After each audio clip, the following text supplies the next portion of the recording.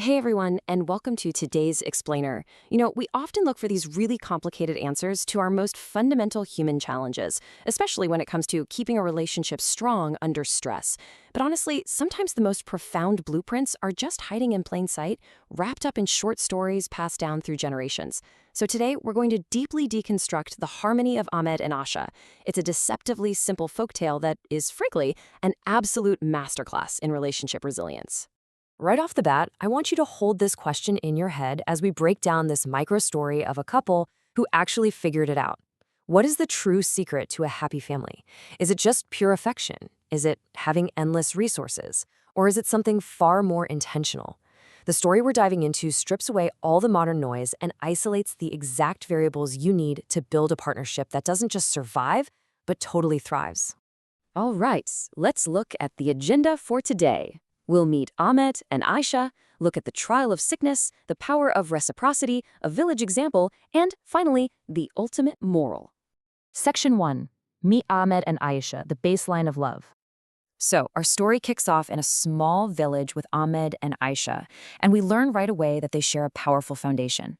They love each other deeply. But as this timeline shows, life is pretty much just a series of unexpected curveballs, right?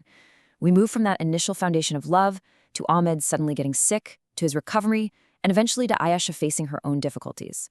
What this tells us immediately is that life is constantly going to test that baseline. Love gets the story started for sure, but action is what keeps it moving forward. Section 2. The trial of sickness, patience, and kindness.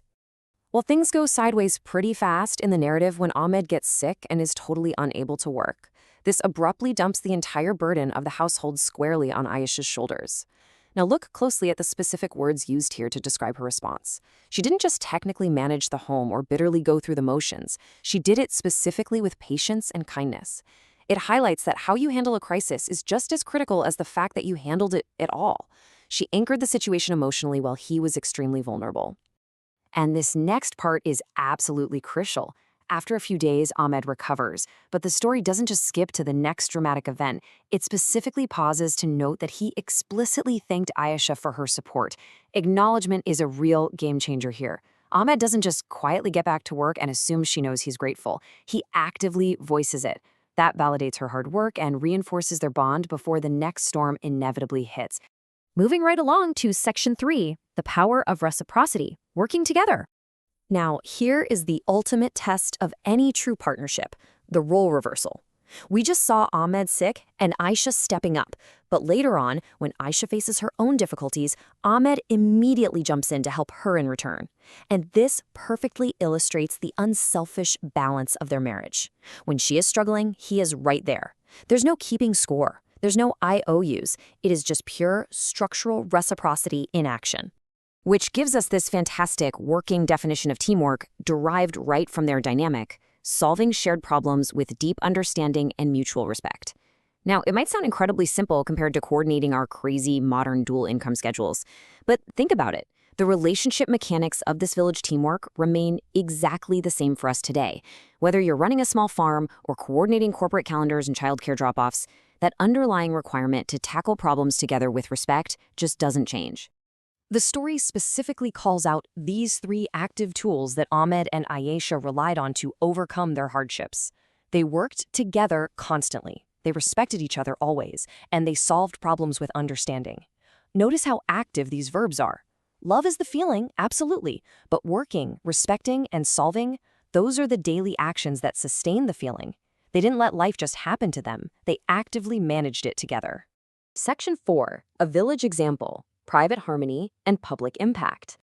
Okay, let's zoom out a bit, because this private dynamic they have soon spills over into the broader world. The secret to their happy life breaks down equally into this core triad: love, honesty, and teamwork. This proves that affection alone isn't going to cut it without honesty, and honesty isn't enough without coordinated effort. It's like a three-legged stool. If any one of these three pieces is missing, the whole relationship becomes unstable. And because they nailed that balance, an amazing outcome happened. They literally became an example for everyone in the village. The crucial takeaway here is that a truly successful, healthy relationship creates a ripple effect. It visibly inspires the community around it. People absolutely notice when a couple operates with genuine respect. Your private harmony actually has a tremendous public impact on the people who interact with you every day. And finally, Section 5, the ultimate moral, distilling the lessons. This brings us to the absolute core of today's explainer. The folktale actually provides us with this literal step-by-step formula.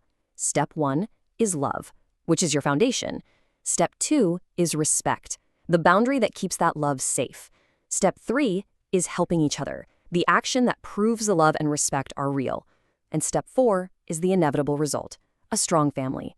It is a brilliant, predictable equation for human connection. The story concludes with this exact, beautifully simple quote: "Love, respect, and helping each other make a family strong and happy." This moral sums up everything we've just explored. It just goes to show that the deepest truths about human relationships are usually the most fundamental ones. You don't need a complicated psychology manual to understand what makes a home work.